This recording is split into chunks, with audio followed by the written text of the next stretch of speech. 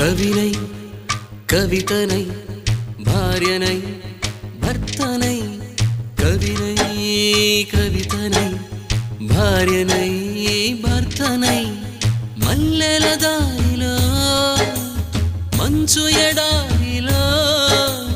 మల్లెల దారిలో మంచు ఎడారిలో పన్నీటి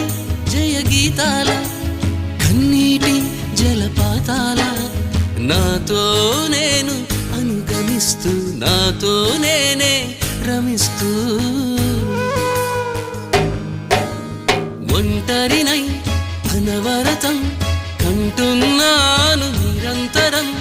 కలల్ని కథల్ని మాటల్ని పాటల్ని రంగుల్ని రంగవల్లుల్ని కావ్య కన్యల్ని ఆడపిల్లల్ని జగమంత కుటుంబం నాది ఏకాకి జీవితం నాది